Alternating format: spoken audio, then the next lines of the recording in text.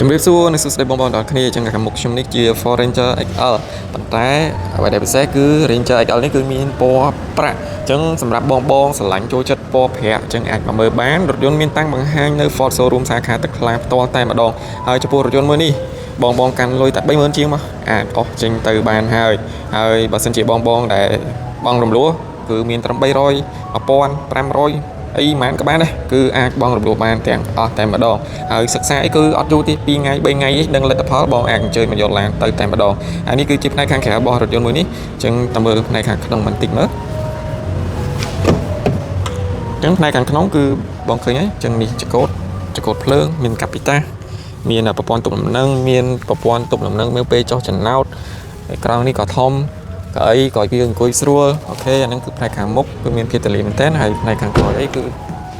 ក៏ទលាដូចគ្នាដែរអញ្ចឹងបងដែលកំពុងរករថយន្តប្រភេទ pick up